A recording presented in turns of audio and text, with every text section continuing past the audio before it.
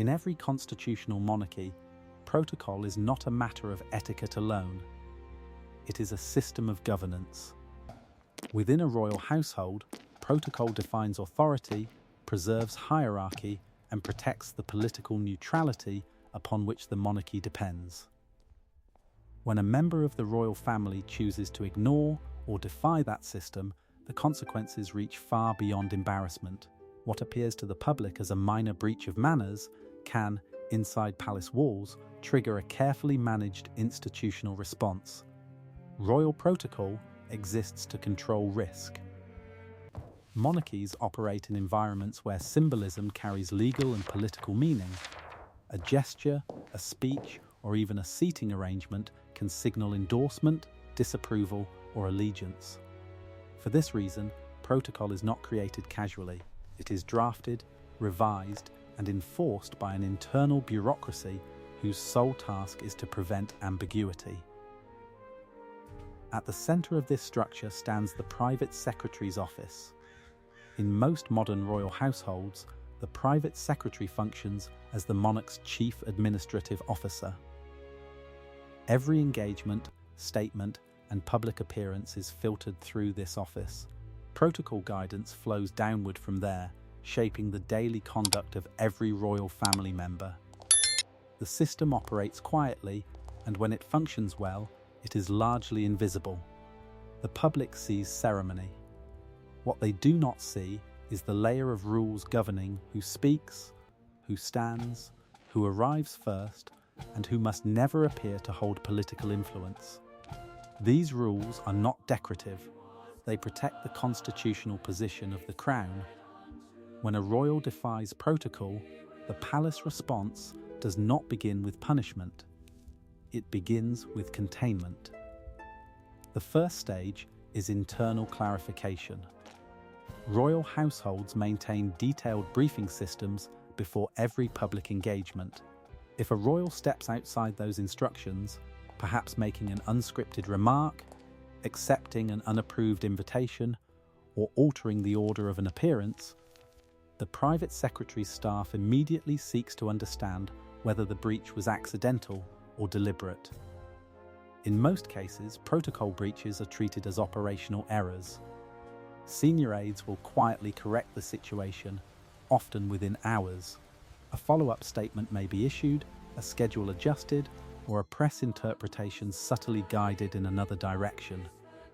The objective is always the same: restore institutional clarity before confusion spreads. At this level, enforcement remains largely administrative. The royal involved may receive a direct conversation with senior household officials. These conversations are rarely confrontational. Instead, they emphasize the constitutional reasons behind the rules. A reminder is often enough, particularly for younger members of the family still learning the boundaries of their role. However, not all breaches remain minor. The palace distinguishes carefully between informal mistakes and actions that challenge the hierarchy of authority within the monarchy itself.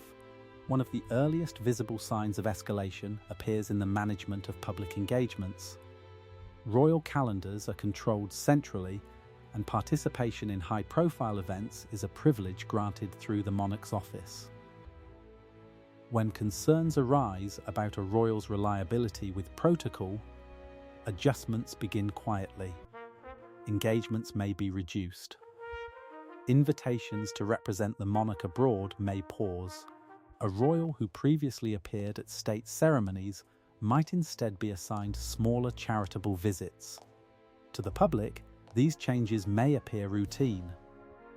Inside the palace, they signal that institutional trust is being recalibrated. This stage is rarely announced. Royal households avoid public confrontation whenever possible. Instead, the structure of appearances itself becomes a subtle mechanism of discipline. Visibility within the monarchy is not automatic. It is granted through adherence to the rules that preserve the crown's neutrality. Another layer of control exists within the communications apparatus of the palace. Modern monarchies operate under intense media scrutiny, and every royal household maintains a press office dedicated to protecting the institution's reputation. When a royal begins to stray from protocol repeatedly, the press office adjusts its posture. Media access can be quietly restricted. Interviews become less frequent. Photographs are more tightly managed. The palace does not necessarily criticize the royal involved. Instead, it simply reduces the opportunities for unscripted exposure. This approach reflects a central principle of royal governance. Public controversy weakens the monarchy as a whole, regardless of who caused it. The palace therefore prioritizes institutional stability over individual expression. At this point in the response system, the royal in question is often aware that boundaries are tightening. Most family members understand the implications immediately. Royal life is structured around privilege, balanced by restraint. When one side of that equation shifts, the change is unmistakable. Yet protocol enforcement rarely ends with scheduling adjustments alone. The deeper issue is authority. In every monarchy, the sovereign, or in some cases the heir acting on the sovereign's behalf, retains ultimate control over the roles performed by other members of the royal family. Titles may be hereditary, but responsibilities are not guaranteed. They are assigned. When a royal repeatedly disregards protocol guidance, the question facing the palace becomes more serious. It is no longer about a single incident or a misjudged comment. It becomes a matter of institutional reliability. This is where the structure of the monarchy reveals its true hierarchy. Royal households distinguish between senior working royals and extended family members.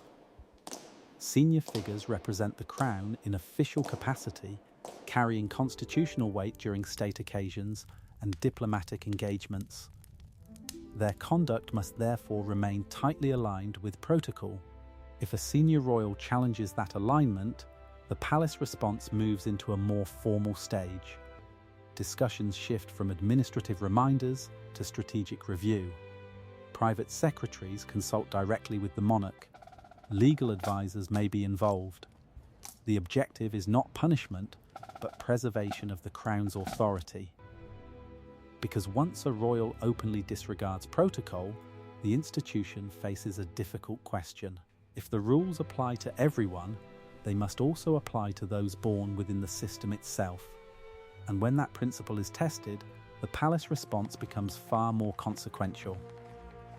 When a breach of royal protocol persists beyond minor correction, the palace moves from quiet management into structural control. At this stage, the issue is no longer limited to scheduling or media handling. The monarchy must decide whether the individual involved can continue to function as a representative of the crown. That decision carries consequences not only for the individual royal, but for the credibility of the institution itself. Inside the palace, this stage is often described as role reassessment. Every working royal operates within a clearly defined portfolio of duties. These responsibilities are not symbolic. They are negotiated between the monarch's office, government officials, and charitable organizations that rely on royal patronage. When a royal repeatedly disregards protocol, the reliability of those commitments comes into question. The first adjustment often concerns patronages. Charities associated with a royal depend heavily on the credibility and stability that royal endorsement provides.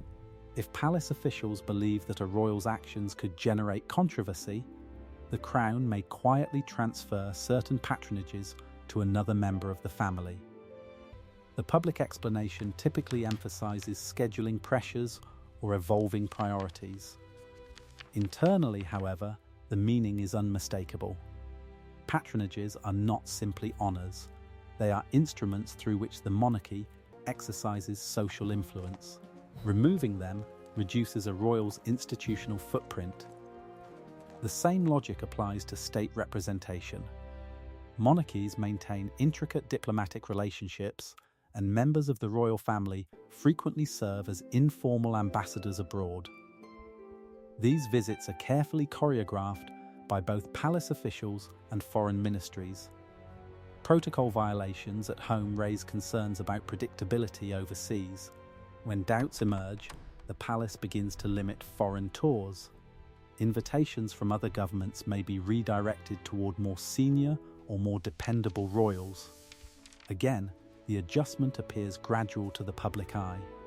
Yet inside diplomatic circles, the signal is clear. The monarchy is recalibrating who speaks on its behalf. Such measures are rarely taken lightly. Royal households are deeply conscious of family dynamics. Removing responsibilities from a royal can generate personal tensions that extend far beyond the public sphere. For this reason, the palace often attempts mediation before proceeding further. Senior family members may intervene privately. Conversations between the monarch and the royal involved can be frank and direct. These discussions typically focus on the long-term implications of defying protocol. The monarchy does not operate like an ordinary public institution. Its authority rests heavily on continuity and restraint. A royal who ignores protocol risks appearing independent of the crown itself. That perception, if allowed to grow, threatens the delicate balance between monarchy and democratic government. For this reason, the palace must sometimes demonstrate that institutional authority outweighs personal preference. One of the most visible tools available to the monarch is control over official status.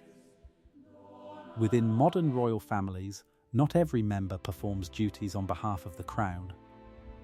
The distinction between a working royal and a private family member is fundamental. Working royals receive public funding for official engagements, maintain offices staffed by civil servants or palace employees, and appear regularly at national ceremonies. Their authority flows directly from the sovereign.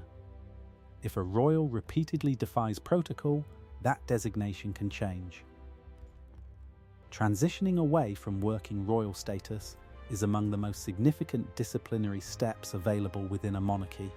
The process does not always involve public condemnation. Instead, the royal may gradually step back from official duties, sometimes framed as a personal decision. Yet the institutional consequences are substantial.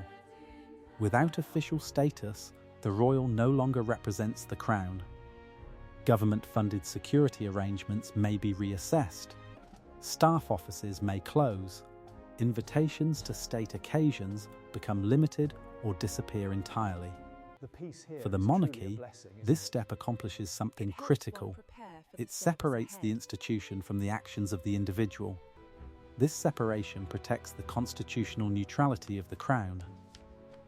If a former working royal chooses to pursue personal ventures, political commentary, or commercial activities, those choices no longer reflect upon the monarchy itself. However, even this stage does not necessarily mark the final boundary of enforcement. Royal protocol extends beyond duties and patronages. It also governs titles, styles, and the privileges attached to them. Titles within a monarchy carry legal and symbolic meaning. They signal rank within the royal hierarchy and determine precedence during official ceremonies. The sovereign ultimately controls the recognition of these distinctions, particularly when they relate to active service to the crown. In rare circumstances, the monarch may consider limiting how a title is used in public life. This does not always mean removing the title entirely. Instead, restrictions may be placed on its use in commercial or political contexts. The purpose is to ensure that royal status cannot be leveraged in ways that conflict with the institution's neutrality. These decisions are rarely rushed. Palace officials consult constitutional experts and government advisors before altering anything that touches the structure of the monarchy. Titles often intersect with centuries of legal tradition, and any adjustment must respect both precedent and political sensitivity.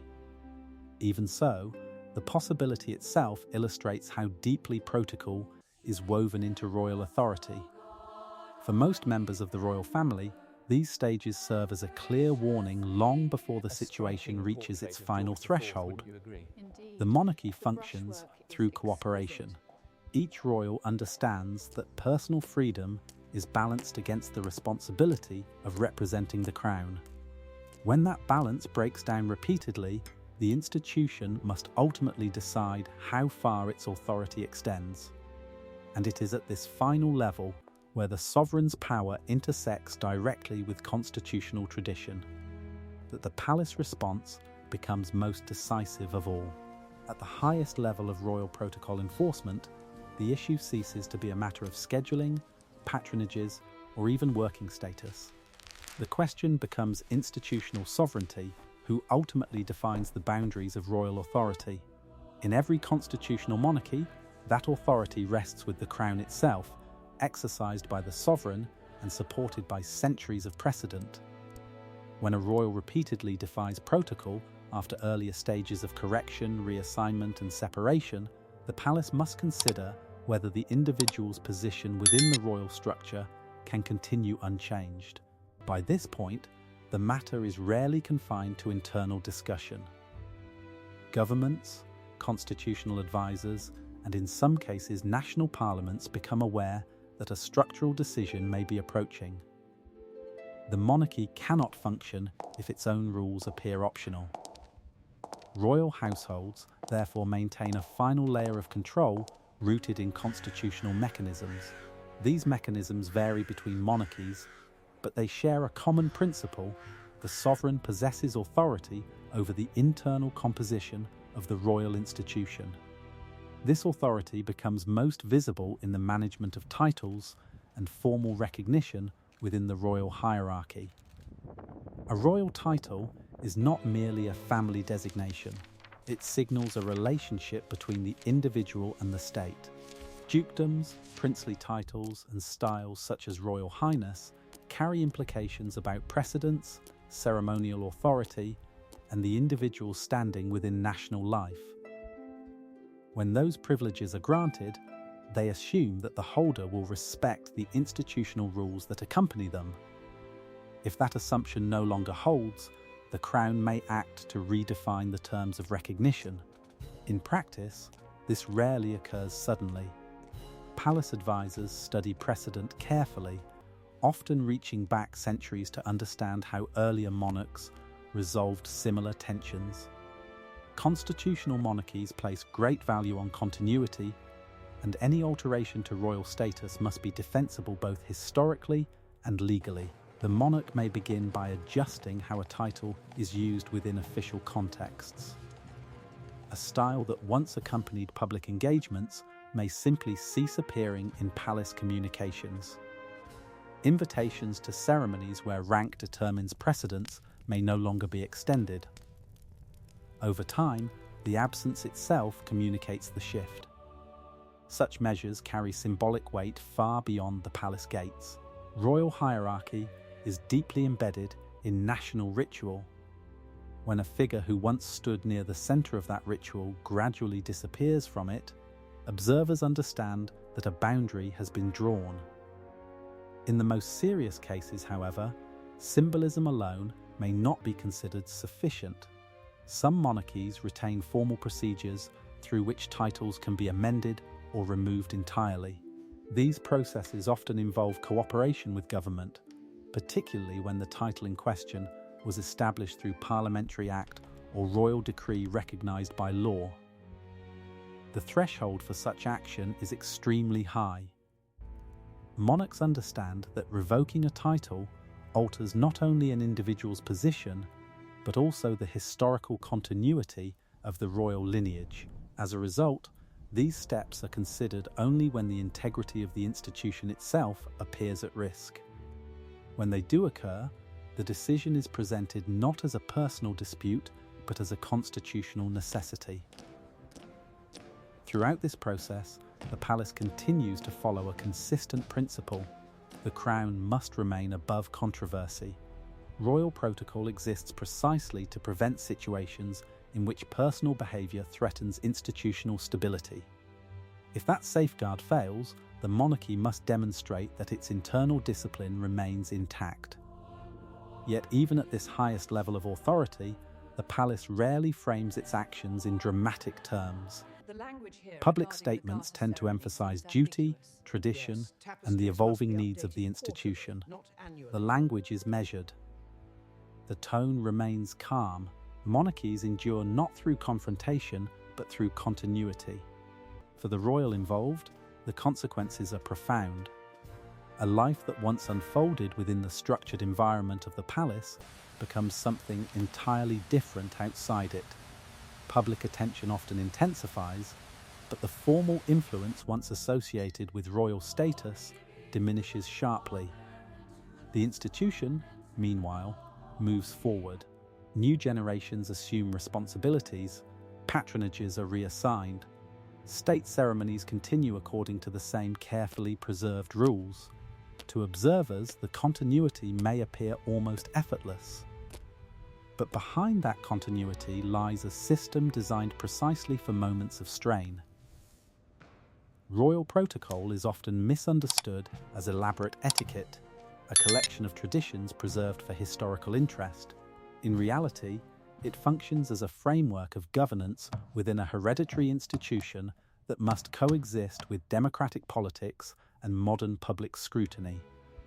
The rules governing where a royal stands, what they say, and how they represent the crown are not ceremonial details.